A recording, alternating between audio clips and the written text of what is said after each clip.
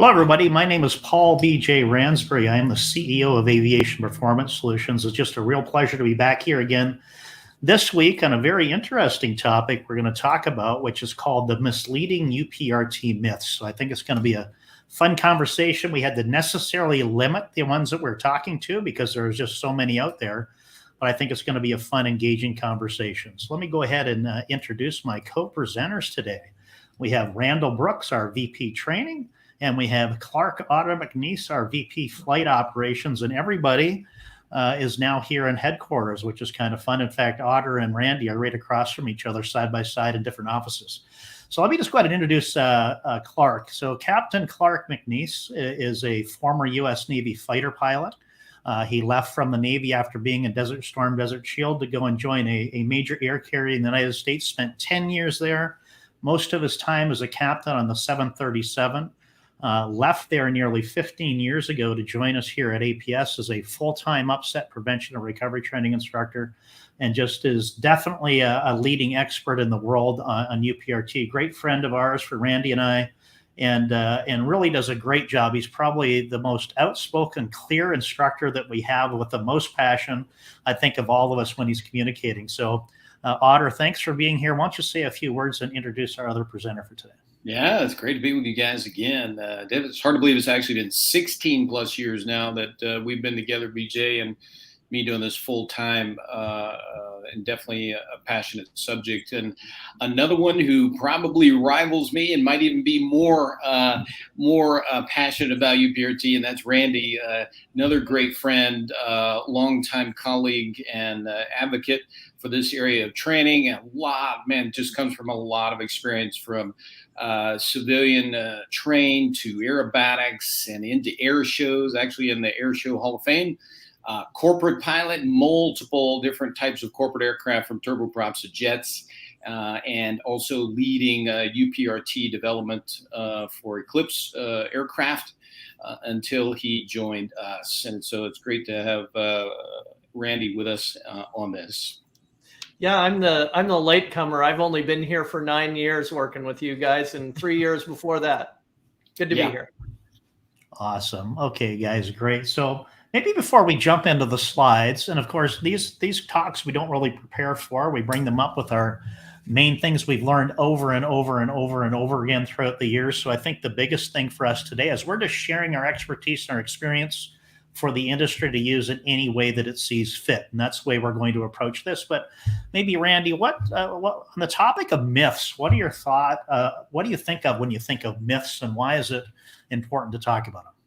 Well, I think, there's obviously the flat earthers, and there's chemtrails out there, and there's a lot of things that we hear about UPRT that makes sense from a regular pilot's perspective, but they're thinking from the standpoint of the normal domain. And it's one of the things that we've seen training airline instructors for United Airlines, for Delta Airlines, is that there is a little different viewpoint or perspective that is required as a UPRT instructor, because we're talking about things in the upset domain. And that's where things change aerodynamically. They certainly change with regard to human factors. And so I think that's one of the boiling pots where a lot of these myths come from. Otter, what are your thoughts on that?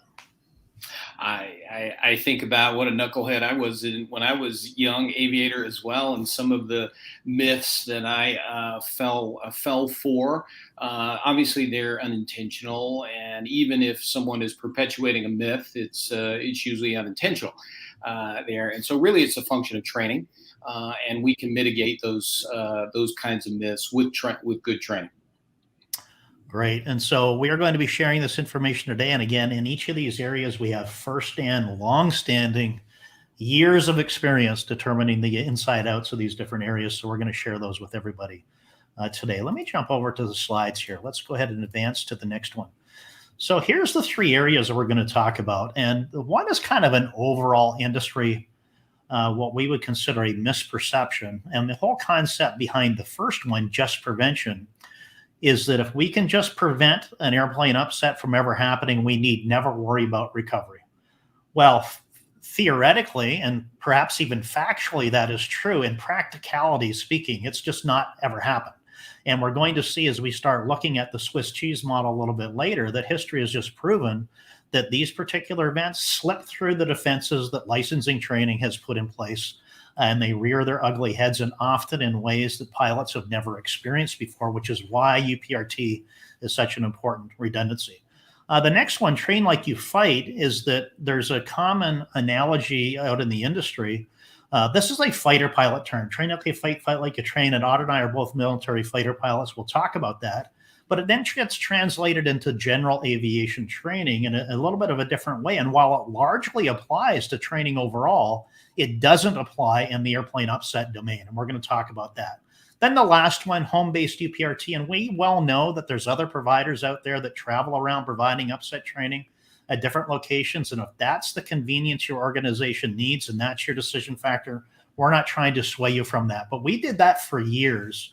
And in our last one today, we're going to talk about why we stopped doing that. So again, each of these areas we're very familiar with. So guys, anything to add on that before we go on to the first topic of just prevention?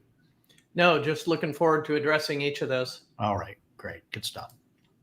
All right, we just need upset prevention, not recovery. So Otter, why don't you talk to that a little bit? Because that's a very common and seemingly rational myth. And I think the interesting part of it is all the myths we talk about have partial truths mixed into them. Do you want to talk to that a little bit about perhaps why that has a little bit of shaky ground? Well, yeah, and there's a number of reasons for it, and we're going to show you graphically here in a minute. I will mention that when we were involved in the various industry stakeholder working groups, whether it was the FAA or EASA or ICAO, everyone agreed that we should never forget when we do upset training that the whole goal is prevention. It's not just about teaching pilots to recover, but it's teaching them to actually prevent upsets better than we are currently doing there. So, but fascinatingly enough, which it took many discussions, especially with us, because there's honestly is probably not any groups more shall we say, acquainted with the fact that when you are teaching pilots to recover in real airplanes, they actually become better at prevention. And it's in a sense counterintuitive, but it really does happen. And that's really just not us drinking our own Kool-Aid either, Randy. Do you want to talk about that maybe from a different perspective of prevention versus recovery before we get into the graphics? I would. I have an interesting anecdote. I know at least one other person on the call today. I see people that have identified themselves was at a conference that was held in Oklahoma City by the FAA in 2018. It was in advance of them rolling out upset prevention and recovery training to the airline industry. So all of the legacy air carriers were there. All of the regional and cargo air carriers were there. APS had a speaking position that was at the end of the day, as I knew everybody would be tired and ready to head for the doors. And somebody shortly after lunch made the comment that, upset recovery is fine, but really what we should do is try to prevent it in the first place. And that was a good tagline. So the next person, and then somebody from Boeing came up and said, yeah, more prevention, less recovery.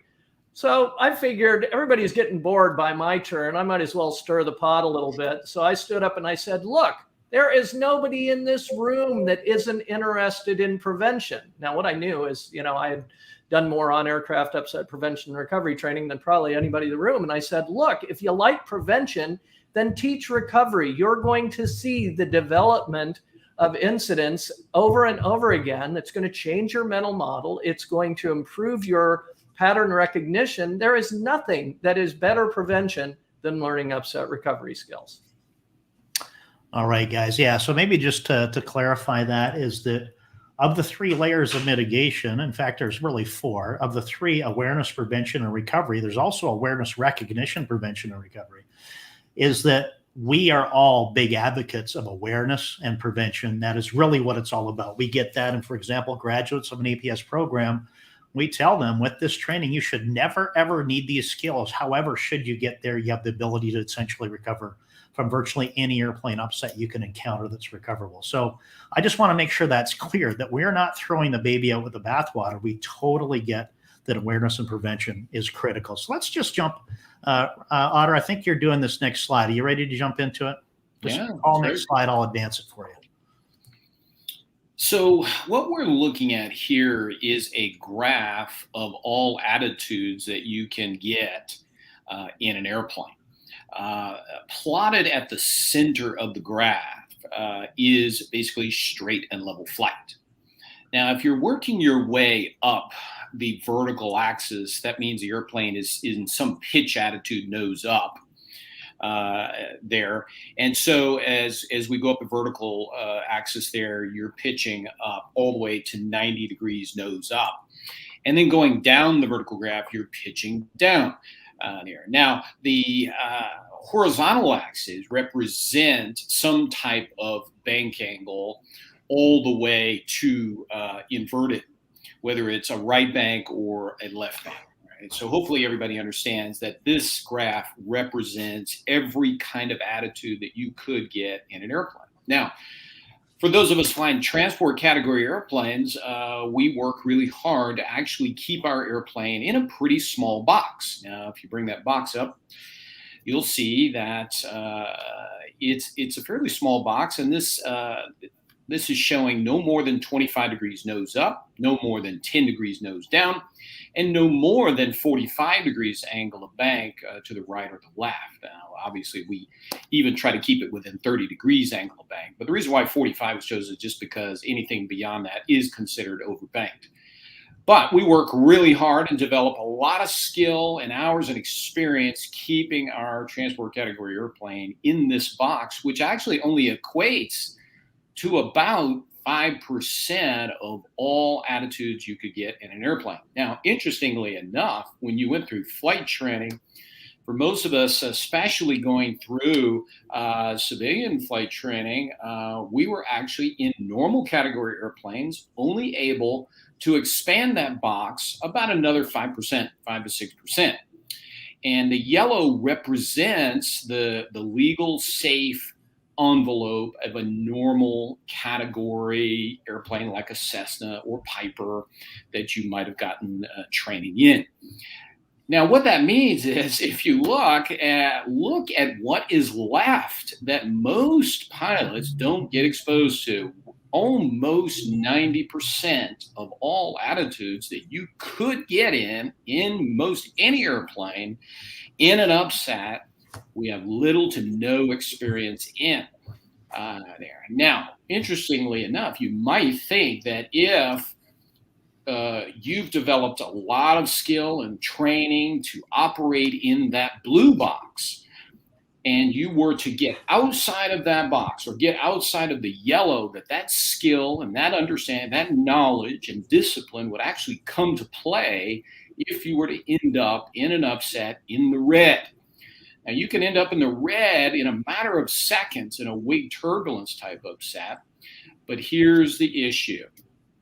What happens is when most pilots end up in the red, now what you're dealing with is abnormal conditions and conditions that are usually time critical. The cueing now can become not only unfamiliar, but even unexpected for the pilot. And the skills that you developed operating in the blue box now would become invalid, actually, for getting yourself out of the red box. And in fact, the skills, the instructing techniques that you learned from your flight instructor were virtually non-existent in much of the area of the red. And then now you combine that, of course, with the psychophysiological change that you will go through. I mean, just seconds ago, you were calm, cool, collected Chuck Yeager in your airplane, and now here you are for the first time in your Learjet or 737, having to recover this airplane where you and your passengers' lives are at stake. So it's really going to compromise your performance, especially if you have little to no training out there. So this gives us a little insight, I think, into why we think that prevention, in other words, let's just figure out how to stay in the blue box better. And if we do that, we don't have to worry about going into the red box. Well, It's not going to ultimately play and bid well for us in the industry, really, because of what Randy's about ready to talk about here in the Swiss cheese model. Well, maybe before we go to that, Otter, something you said that may not compute for people is you said the skills in the blue and the yellow don't transfer into the red, which would seem to imply the skills in the red don't transfer back, but that's not the case. Do you want to address that as to how the mental modeling that Randy mentioned earlier and how the skills from the red top properly actually reinforce and improve your capabilities in awareness and prevention, and the yellow and the red? Yeah, if I know where you're going with this, I think that when we get into the red, we're going to have to learn some additional skill sets that will allow us to better handle ourselves in the blue or yellow box there. And it's going to be a more comprehensive understanding of aerodynamics, discipline, flight discipline that is, and manual handling skill sets. Is that where you're going with that? Yeah, I think maybe the example I was thinking of, just an air carrier a few weeks ago that was looking at partnering with APS. We were talking about how in the overbank nose low, for example, the first important step is to push and unload. And their comment was, how can you possibly unload when you're upside down? And so the most important thing to understand is the way you teach in the red area is transferable concepts of managing angle of attack is done the same way, irrespective of what envelope you're in. Reorienting the lift vector is done the same way, irrespective of where you are. So for example, in the blue box, we often think of climbing as just pulling back and burying the elevator, right? But that does not apply in an overbank. Pulling back does not mean nose up, because what we're doing is we're not appropriately relating pitch attitude, deck angle, angle of attack, the proper way to truly understand what's going on to have a true all attitude capability. Randy, let me pop it over to you for comment. Yeah, that's a great segue to what I was thinking about, BJ, which we hadn't really talked about in preparation to this. But myths, your original question, a lot of times are based on our assumptions. And you just talked about one, assuming that the controls are going to work or have the same effects in the upset domain that they do otherwise. And really this concept, this box, this envelope discussion helps to explain some assumptions that we typically make about our licensing training that become invalid when we get into that red area. First of all, there's assumption that we're going to stay in the normal envelope. And we just know historically that despite our best efforts at prevention, which is what normal licensing training, our existing pilot training system does, we still have loss of control in flight as the leading cause of fatalities, resulting in over 50% in some sectors of aviation of fatalities. The second assumption is that just what you were going to, that the skills in the blue and yellow boxes are going to translate into the red, and they aren't. The third assumption is that if we have never been to the red box, and let's be clear, if you're not a flight instructor, then if you ever go beyond 60 degrees of bank, you fail your check ride, because that's the maximum that you're allowed to go through on a commercial check ride. So then if you find yourself at 120 degrees of bank, you've got your lift vector below the horizon, you know, is it safe to assume that we're going to figure out everything has changed the first time we see it? Probably not. And that leads us to the last assumption, which hits on, I think, the next really big factor, which is the human factor, which is that if we are in that red situation and we haven't been exposed to it before and we don't recognize what's going on, are we going to behave in a reliable and predictable manner, which is what we would want any pilot to do? And the answer from studies that BJ and I have done is no. And in fact, we looked at 16 accidents over a 10-year period. And in every one of those 16 accidents, we saw that pilots did something contrary to their training, something contrary to what they would have practiced or been taught in the blue and yellow boxes when they found themselves unexpectedly in that red domain. Awesome. Great comments, guys. So I think the most important thing is it's just different, and there's often an assumption that it isn't. And so that's why the prevention and recovery side is just so important. So let's jump to the next slide here, because one of the things that we've seen, irrespective of how robust awareness is, prevention is, technology is something always makes it through.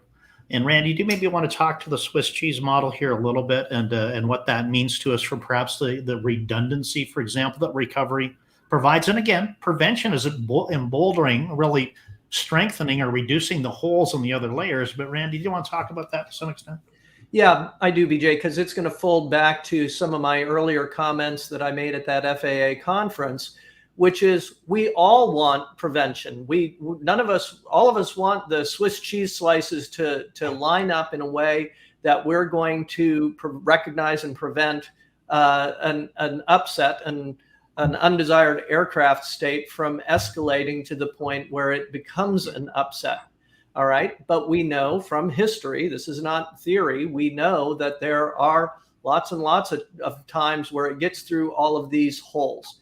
And so, the philosophy at APS, the philosophy of upset prevention and recovery training, is to have a redundant safety net. Okay. If our prevention training is aimed at keeping us in the normal domain, then shouldn't we prepare pilots for better how to respond if they get outside of that domain? I could argue that pilot training in general has never been better than it is today in the normal envelope. What is missing and is leading to the significant loss of control in flight accident rate that we have is that we are doing nothing as an industry to prepare pilots outside of that blue and yellow box that we looked at before. But even if you appreciate that, what really folks don't see until maybe they've had upset prevention recovery training is the fact that recovery training shrinks the holes of the remaining slices of Swiss cheese because it enhances our ability to see things. And so there is less likelihood, if we've had upset prevention recovery training, of having to use all of those fancy flying skills that we've gained in the first place. I would just add that remember that there is some initiatives going on for ATP, CTP, and to some extent is it helping to address that area off to the right. Certainly part 121, 121, 423, pilots extended envelope training. And then there's also the opportunity of the ICAO manual and UPRT of the implementation of EASA. If the providers do it right, you can actually start providing some mitigation. Unfortunately, we're seeing a lot of them not at this point. So Otter, what do you want to add to what Randy said? No, I think that was well said. I'm a big advocate. Having lived it and given this training out for 16 full-time years, I honestly can say the people that really are best at prevention have been thoroughly trained in recovery. Yeah, absolutely. Well, I just want to have a shout out here to, again, a global audience from Australia to the UK. To here up in the United States there. We got some folks coming in for Seattle, friends of APS. Good to see you guys. We have Cross in Atlanta. So great to have everybody here. Okay, guys, we don't want to oversell this point. I think the point is made, and I think largely, that people would generally agree with that fact. Certainly those that have been through the training, because the challenge that we see, again, now 26 years doing this, and this is just an unfortunate fact, is the pilots that need the training the most are convinced they don't. And that's just something that we're continuing these education series to help break through that. Perhaps those defenses to understand the value of upset training. Okay, let me see. Who started the last one? Randy, do you want to start on this one on the train like you fight like you train? Or do you want Randy and I to handle, or Otter and I to handle this one? I'm going to let Otter and you handle that, BJ, because of the origin of this line. So for the folks listening that aren't familiar with it, why don't you explain its origin? Otter, do you want to go, or do you want me to take a crack? No, go right ahead. All right. So train like you fight like you train is a fighter pilot term. And Otter and I were both military fighter pilots, and it's very apt. In fact, the way you learn to fight in fighters is that you have all attitude maneuvering, high performance airplanes. You work as teams, as squadrons, as sections. You work with advanced technology. You have practice warfare with international fleets working together with all sorts of integrated technology. So you truly do train like you fight and fight like you train. I think that the challenge that we're seeing now is that we also have statements like this: train like you fly, not operate like you fly. It should be train like you fly and fly like you train. Is what we're seeing is that applies definitely in the large section of aviation training. In other words, your typical operation of your airline, of the way you do your normal day-to-day operations, going from A to B in your typical training. But unfortunately, it doesn't apply to the airplane upset domain, simply because it's different. And we're going to talk about that. But before I go on to the next slide and explain their typo there, train like you fly, fly like you train. Otter, do you want to add anything to that before I go to the next one? Yeah, this may not be immediately intuitive. So let's just make sure we go just a little bit slowly with this. Why don't you go on to the next? Yeah. Okay. Why don't we go ahead, Otter? Why don't you talk about this a little bit? Well, we're just trying to say that, listen, it would be nice if, for instance, you could get in, if you were a truck driver, if you could get in a truck and safely train to every contingency that could happen in that truck, but it would not be safe to do. And so we've got to have a platform in which to be able to do that. And an additional vehicle, such as maybe this race car here, could be something that we could learn certain knowledge and certain skills that could be applicable absolutely to driving a truck. There. But what you encounter in learning those is not at all how you would actually be operating your truck.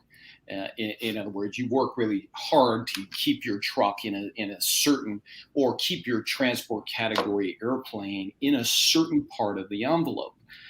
There, you train like you operate, i.e., whether you go to flight safety or CAE or your training department in the simulator, and maybe you go out and do some online IOE or whatever, and again, you train like you operate. But this is not going to be applicable once you've ended up in the upset domain. Yeah, so one of the, maybe a good analogy to that is, and this is something that we've talked about before, is that if the entire threat spectrum that you face in an airplane upset could be addressed in your platform, it wouldn't be such a threat.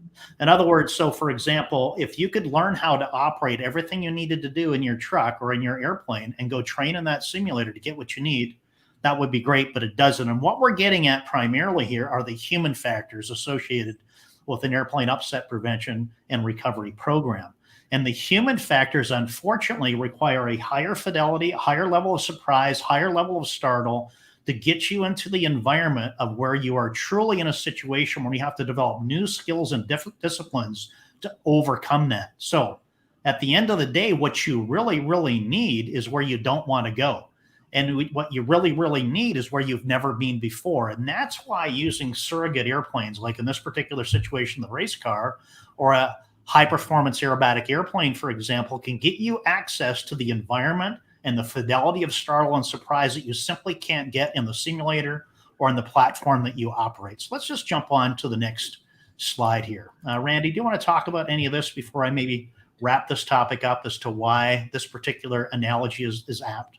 Yeah, I would like to go back to a term that you just used, the surrogate aircraft or a proxy aircraft. One of the misconceptions, because in the majority of pilot training, if we're learning to fly a new airplane, we're learning to fly that airplane.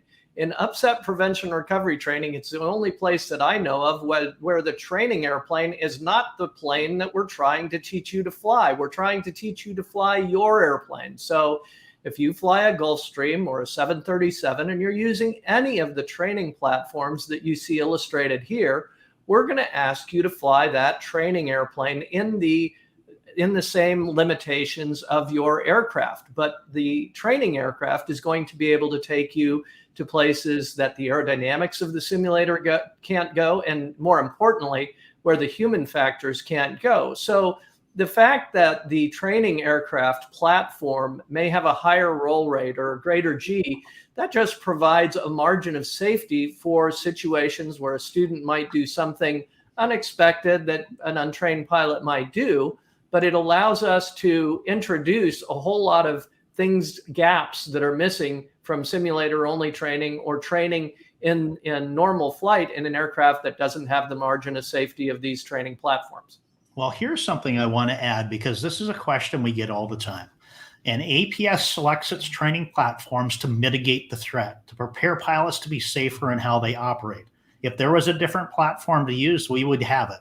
Now, the other thing that I would note here is that this is only on aircraft training. A robust solution includes on aircraft piston and jet training, non-type specific, type specific upset prevention recovery training per the ICAO manual and UPRT.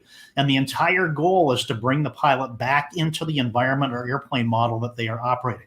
So here's a question that we get all the time is we have jet pilots wanting jet training. And most of our business is multi-engine high performance jet pilots that come and train at APS. But interestingly enough, when they come to us, they want to fly in that S211 over there, that jet. And they want to do their entire program in it. But we have to honestly tell them that's not the best training value on its own. So from a business standpoint, from a revenue standpoint, profitability standpoint, it would be wonderful if we had everybody using our jets and our simulators. That's not what we can recommend, because the best training value with the number one threat, which is human factors, comes from the airplane that is likely most foreign to the people coming through the program. One that is high performance, very agile, very maneuverable. It has the ability of, number one, getting them out of the environment they're familiar with, getting them into a situation where the human factors are very high fidelity. They're a little bit overwhelming, to give them the discipline, the experience, and the been there, seen that value to be able to overcome that environment so they can keep their wits about them in a real airplane upset. And we've had many, many pilots flying high performance multi-engine airplanes coming back to us to explain the incredible value of on-aircraft training. It gave them the mental discipline to overcome the psychophysiological incapacitation that occurs in an airplane upset that they simply could not get from simulator training or even training in a business jet or their very own airplane, for example. Have to be there, seen that. And the very best platform to do it is a high performance, high maneuverable airplane. And we've just seen it time and time again. So a full solution, for example, would be to go back to grassroots, start in a very simple high performance airplane to be able to get exposed to the human factors, learn the strategic disciplines, overcoming those challenges, those mental disciplines. And then from there, once that capability has been ingrained, build it back up through the jet, the simulator, right back into their type of airplane. So they come back with an all new skill set, not just the same thing they've been doing before a different way. So Randy and Otter, over to you for cleanup on that. You know, as important, BJ, as essential really as the human factors elements are, and even with the considerable margin of safety that we have with these all attitude capable platforms, we're still missing a component of training. And that's where we can go back into our class specific simulator that we have that can take pilots in bad weather to low altitudes, places that you'd have no business going in the actual aircraft, but in situations that they certainly operate in. And more recently at APS, we've been incorporating virtual reality so that pilots can look around and see the cockpit that they can fly in and kind of close that whole loop. But those simulation assets don't work unless they are pre-populated with the missing human factors elements of on-aircraft training. Otter? Yeah, you know, a lot of people think right off the bat in such a way like, well, that aerobatic airplane rolls a hell of a lot faster than my airplane, my big airplane, and that is true. But what we need to understand is that's not the point. The point is that we need pilots to understand what to do, for instance, in overbank situations and how to max perform their airplane. And most pilots, frankly, don't know how to do that. We can show that very easily, and in an environment that allows them to maximize their learning in this aerobatic airplane. And it is a directly transferable airplane to their large airplane. And the instructor is the translator. That's where the instructor has to be well trained in transferable techniques to be able to use that platform and provide that transferable experience. So I think the myth, to get back to our topic here, is the myth that you can get the training that you need by using the platform you're in or by your typical classical approach to training. In our experience, simply is not the case. It misses major gaps in what you need, simply because A, you've never been there and you probably aren't very comfortable going there, but it's a necessity for you to be truly prepared to save your life in a real world airplane upset event, to overcome those incapacitating psychophysiological factors. Okay, guys, I think that was well addressed, and we can go on for days on this. Anything else before we move on? No. All right. Okay, this is an important topic. Now, APS used to travel around doing deployed location training. And again, we're not saying anything wrong with it. If convenience is more important than training value, then that is absolutely the way you want to go. And I think everybody would have their own opinion. We want to share what we learned and the reason why we don't do it anymore for a number of reasons. So, Otter, anything you want to talk to about that before I bring up the bullets? No, go right ahead. Let's start out with the bullet. Okay. All right. So first couple that are simply just administrative and practical that we found as an operation deploying, but also for the end users wanting the training, very often there's a tremendous amount of coordination that needs to happen. If a company like, for example, APS was going to deploy to your location, the weather would have to be favorable because the minimum altitudes for upset training are far higher than what typical VFR is. Maintenance air coming along, you'd have to bring an entire transport truck of maintenance to truly be able to be redundant to the ability of not missing a day. So the reliability of implementing UPRT program on a remote location is challenging. Randy, we have a picture of DFW here. You operated there for many, many years. You want to talk to the weather challenge of that? I do. And I operated there for about 8 years. And, it was wonderful this time of year. We usually got everything done. And we did normally get everybody completed, but we only did that through the use of simulator assets that we had at our disposal at DFW. And we used almost a dozen different aircraft types during the 8 years that I was present there.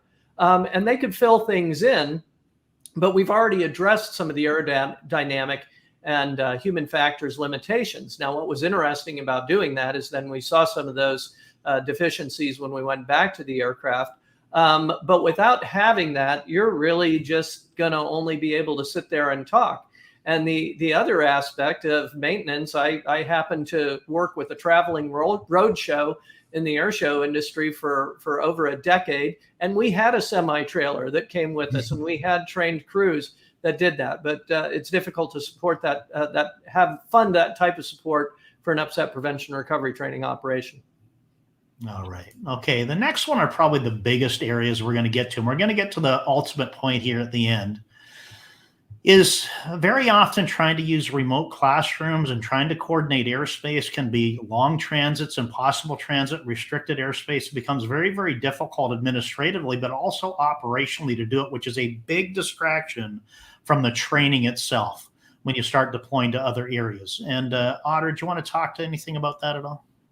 Yeah. I mean, I'll tell you, having done this numerous times, I personally love to deploy. I personally love to, take an airplane and go somewhere and attempt to do training. But man, there are always issues that come up. And it's not just with the training provider, whether it's weather or maintenance or whatever, but for the pilot in training as well. I mean, it's like, hello, I thought we were going to meet at such and such. Well, I was in the middle of a Skype meeting and I got to finish this and I can't show up on time. So, it's just, there's a lot of issues that I think that come up for people that are home based that take them away. Location being one, not having the appropriate facilities, and then being able to even find appropriate airspace to do it can be challenging. Yeah, and I think this is where the myth comes up. Now, we want to talk about that. And we're speaking passionately from having done this for years and seeing the consequence of the training value, is that as a decision maker in a flight department, it makes the most sense. If you could just come to us, that would be the best for us. It would work out better. It would be the best value, but it's going to be the best value for your convenience. It's not going to be your best value from the training value standpoint. The reason being is that we have seen time and again, it's a completely different training experience when pilots remove themselves from their environment. They get to a dedicated facility with organized classroom, convenient airspace, but most importantly, they are all in focused on the topic of upset prevention and recovery training. It is, after all, the number one fatal threat responsible for nearly 50% of all fatalities in aviation. It is a different outcome when they go through a dedicated training location. Incomparable difference between it. So if a decision is being made at convenience, and that's what you need to do to get it done, then of course you need to do that. Some training is better than none. But if you're making the decision because you think there's going to be better value, we can testify the fact that's simply not the case. If you're truly trying to mitigate the threat of loss of control in flight, a deployed traveling roadshow, in our experience, and we tried to the best we could for years to do it, it just doesn't work. It's very, very difficult to be able to make it happen. So let's wrap it up here, Randy, and then you, Otter, and then we'll close up with a final slide. Randy, anything to add? Yeah, just the fact that the myth in here is that the convenience, which seems intuitive and seems obvious, in real life, when you factor in a lot of considerations that aren't thought of, it ends up not as being as convenient as you thought it might be. Yeah, it really does. I just saw too many times how people had things on their mind when they're still on their home turf there, and they weren't able to focus. And there's a tremendous amount of distraction compared to seeing them when they're here. I mean, they're absorbed. When they're in like our new facility now, where it's a facility dedicated to it, airspace dedicated to it. Wow, the absorption rate and the learning goes way up. The learning curve is steep. Awesome. Good, guys. And now I would encourage anybody who has questions out there to ask questions. I do see a few people are joining us from YouTube. We're primarily monitoring LinkedIn here today. One thing I did do is I put into the chat stream the link to our big event next week. Great lineup of wonderful speakers next week, talking on upset prevention and recovery training, all the way from virtual reality training to airline training. In fact, Captain Brian Burke's on the call here with us in the audience today as one of the presenters, just an amazing guy, a huge expert in UPRT at the airline air carrier level.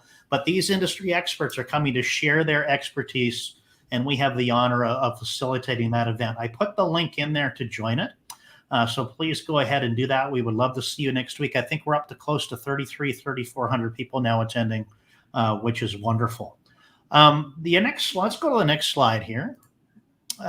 Training mediums. I missed a point, Randy, the value of multiple training mediums. Do you want to maybe talk to that? We kind of closed it up at dedicated focus, but training mediums is huge when you consider the value of integrated training. Do you want to address that a little bit? I do. This is how I ended my Friday last week. We had some folks in town. They were training on aircraft, and they had asked BJ a question about the use of level D simulators, which we don't have on site here. And I said, well, why don't we take you and show you the fixed base device that we had, which has awesome visuals and allows for the transfer of all of the skills learned in the all attitude capable aircraft into a domain, into an environment like what their cockpit looks like, side by side, roof over their head, heavier controls, slower control response, and made the point that, look, the proximity of training, you just were in the aircraft earlier today, now you're applying that in an environment like you fly in. That's not something that you're going to get with a traveling roadshow. Otter? Yeah, we've got, what do we have? Over 4 different mediums here in just one location, and it's just simply not deployable, all of those assets. So, yeah, and there's a huge amount of value in the proximity of training in time as well. So what Randy was alluding to is to be able to be on aircraft and take that accurate motion cueing and loading, unloading, and also in spatial disorientation elements that you can better understand, then transfer that to the simulation environment is incredibly valuable. Now, we do use level D training devices. In fact, we're probably one of the biggest providers of extended envelope level D training as well with our air carrier license we have with Delta and United Airlines. So fidelity is important. We always encourage more fidelity. It's really important to take advantage of that, especially if you're a Part 121 air carrier pilot. Take advantage of the extended envelope training. But even then, and we're a big believer in it, believe me, we do the very best we can on those training platforms. There's still an immeasurable amount of value in the on-aircraft training. In fact, superior when it comes to comparing the other domains. But the best solution is preparatory training and advanced instructor-led training with expert instructors on aircraft, non-type specific.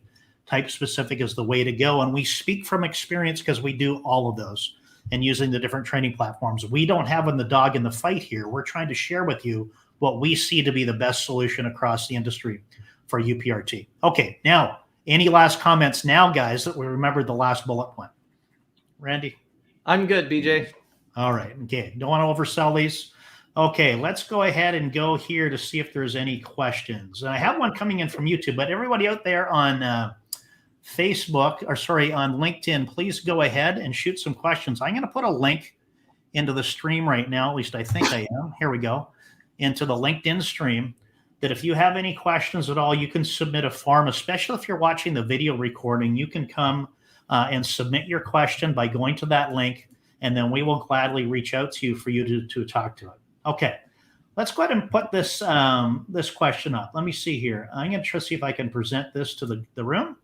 This is now from our YouTube channel. For upset recoveries, airline pilots are asked to push for half a G, but in some upset, knots are drained to the point that the wing can't sustain a half G. So that's an interesting statement. Who would like to address that, Randy or Otter? I'd like to start because it actually touches upon what Clark and I met, which was as part of the 40-person FAA stall stick pusher working group to address stall training, which at that time required minimum loss of altitude, which requires this, as opposed to reducing angle of attack, which requires unloading. And so I'm glad that the concept of unloading, which was foreign to those discussions in 2010, is being addressed. And when we go to a half a G, we are reducing the angle of attack. And if we are reducing the angle of attack, we're reducing the lift. That's why we're experiencing a half a G. But the question asker has to understand that we are also reducing the drag when we go to a half a G. So the drag is going to be less. The induced drag is going to be less than it would be at 1G. So you aren't bleeding energy by going to a half a G. You're gaining energy over where you would be at 1G. But we have to remember that managing angle of attack is only one of about 6 things that we need to manage. We have to orient our lift vector, and then we're going to consider our energy. And certainly if we're at an energy deficit, we're going to have to answer that through power. But the reason that we have to go to that half a G first is that if we haven't reduced the angle of attack and made sure that the wing is flying, then we do not have a stable airplane, and none of the other actions can continue after that. So half a G has to be where you start, but there's other things to follow. Otter. Yeah, unloading the airplane is a critical skill that is not intuitive to most pilots. Unfortunately, we're not trained in the flight industry how to properly unload, but yet it is one of the most basic, foundational, and again, critical skill sets you have to have in order to recover airplanes from a wide range of upsets, not just stalls there. So the bad thing is with a simulator-based UPRT program, a simulator-only based UPRT program, you can't actually teach pilots to properly unload. You can mechanically show them how to do it on the elevator. You can talk about it and help them to understand the cueing that they would have in a real airplane. So there is a certain level of mitigation you can have with helping pilots to understand how to unload in a simulator, but ultimately the best training value is going to come out of the on-aircraft training component for unloading there, and then learn how to transfer that skill to the transport category airplane. So I would just share with Drone Monkey, I love the name, by the way, the Drone Monkey. I would just share with you that the half G target is a crutch, remember? It's just like anything. If you're at the speed below which you can't maintain a half G and be unloaded to reattach the airflow, you're going to have to unload more. All right. So the entire point of it, if you have a normal stall speed of 120 knots and you're down at 30 knots of airspeed, you have to unload more than a half G. So what's the stall speed of an airplane at 0G, guys? 0 knots, right? Okay. So I think most importantly, when you unload to a half G, remember that crutch was designed to stalls at or near the 1G stall speed. But the point of unloading and reducing angle of attack is to reattach the airflow to the wings without going to 0 or negative G to do it. So while it's extremely rare and unlikely to need to go below a half G, the point is to maintain controllability. It's not to maintain half a G. So whatever's required to do that without going to 0 or negative G is really the critical part of that. So Otter, do you have anything to add to that? Because I know this is something that's hard to teach in the simulator, for example. Yeah, no, I don't. It's a great question, and it is only one. It is only a, shall we say, an upset technique that really is recently being implemented Yeah. due to some of the latest industry talks and discussions about upsets and how we should address a recovery there, and especially stalls. And frankly, I think we have a lot of cooks in the kitchen that are probably trying to teach pilots how to quote unload, and it's quite possible they might be putting out some bad information. One other thing, BJ, and it borders on a myth because it's so different from the way pilots normally operate, is that upset prevention recovery training is not precision maneuvering. It's a case where getting safely and effectively back to the normal domain is frankly good enough. And so it goes to the fact that 0.5 G is not necessarily better than 0.6 G or 0.4 G. It's what it takes. And so it's a conceptual, what we want to do is reduce our risk. And so that's a little bit different, but I just have to comment on one of the people that weighed in here that says control is a Greek named alpha. So yeah, reduce your alpha, gain control. Got it. Absolutely. Good point, guys. And just John Mahoney, sorry if I mispronounced that, John. Your question is well taken. Yes, this is being recorded. Now, the beauty, everybody on here, of doing it on LinkedIn, as soon as we end, it's immediately available on demand at the same link. So if you want to watch this recording again in the future, you can, or if you want to refer other people to it, that's one of the powers of LinkedIn Live, and that's why we use it for these educational series. Now, I will converge on the ending here by saying that we selected 3 myths to talk about that we thought would be the most interesting and most valuable in a short discussion that we have today. If you have any questions at all, please don't be afraid to reach out. You have the link here to the forum. There are many experts around the world, of which we have Brian Burks from Alaska Airlines here is one of them. But please, when you're reaching out to get information, do speak to experts. There's plenty of information that's being distributed that is fundamentally incorrect. And it's not of no malice. It's actually out of an attempt to try to do the very best they can. But I would leave you with the fact that when you think back onto the big red area we talked about before, nearly 90% of the all attitude environment not addressed, you need to understand that the vast majority of instructors out there don't have the knowledge and experience to teach in there.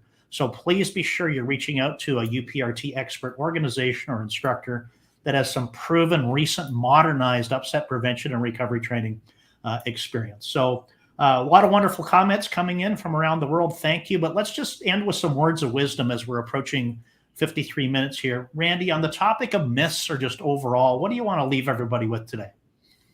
Just an understanding that all of the experience that pilots have in the normal domain doesn't necessarily transfer to the upset domain.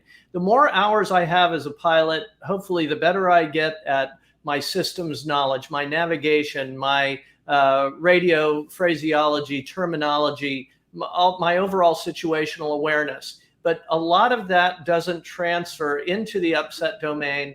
And I think the fact that the world is a little bit different there aerodynamically and human factors why is why there are some of these myths. And so I would encourage people to look into, like you just said, what they hear and run it to ground. And I think you'll learn a lot and hopefully enjoy the process. Honor? Yeah, I just remember reflecting on my Gulfstream pilot. He's 25-year veteran, umpteen thousands of hours, who just went through our program. And at the end, he got out of the airplane on his last flight, and he looked at me and he said, "Man, Otter, I should have had this 25 years ago. I don't understand why I didn't know this stuff. I don't know why I don't know how I've even survived since up to this point." So there really is a tremendous amount of value, no matter where you are in your career, if you haven't had this kind of dedicated training. So I think the last thing I would leave people with is the fact that if you're not doing something in upset prevention recovery training, start doing something, even if it's only vetted academic training. And if you're looking for a free industry resource to go to, the Airplane Upset Recovery Training in Revision 2 is a superior resource than Revision 3, but Revision 3 has value. The ICAO Manual on Upset Prevention and Recovery Training, the advisory circulars 12111, 12109A. There's some great stuff to get going out there and looking at, and start with academics. If you have the budget and the time, certainly a fully comprehensive integrated program is valuable, but you need to start somewhere. So, for example, even if you only did academic training on its own, we have seen it's about a 17% mitigation of the threat. So remember, the platform you choose has advantages and disadvantages. The only real way to fully mitigate the threat of loss of control is a full spectrum approach. But if your budget and your time doesn't allow, plan with a provider to start some type of a building block process over time through initial and recurrent to get you that skill set, because unfortunately, it's not a one and done area of training. It's something you have to continually come back to continue to invigorate your skills, awareness, knowledge, and understanding as you move forward. So, guys, I don't have anything else. Last chance for any final comments, Randy? I think this is a quick one. It's preventative, but Drone Monkey had a follow-on question. He was talking about an aircraft being nose high. Should a rudder be used in that situation? And I'm really glad that he asked, because the answer is no. In a light aircraft, the rudder is built to be strong for that type of maneuvering, but there's no reason in a nose-high situation where we can't bank to reduce the vertical component of lift and get the nose down due to roll. But use of rudder in a transport category aircraft to try and maneuver is a good way to break the vertical stabilizer off. So I'm glad I could catch that one before we went.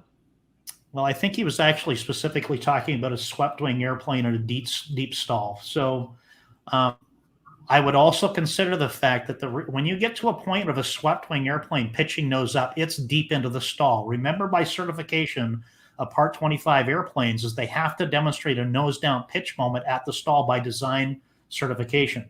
So keep that in mind. If you're that deep into the stall, you need to consider alternative means of recovery, right? So we can, of course, continue to reduce angle of attack, but most importantly, you all want to be fighting the airplane all the way to the ground, all right? So you never give up when you're in a stall or develop spin, and the techniques that you apply may not matter, but if they can, do the best you can to survive on the way down. So guys, Otter, any final words of wisdom on that? No, it was fun chatting about it. It's great to see all these folks that have joined us on this. Okay, guys, with that, thank you everybody for your time today. There's a great number of people out there around the world watching today. We just really appreciate you coming to this series of information, and we're going to continue to do them. Don't miss the link that we left in the channel here today to join our big event next week, the 2021 UPRT Safety Summit for Professional Pilots Worldwide, and we will see you there. Take care, everybody. Bye-bye. Bye.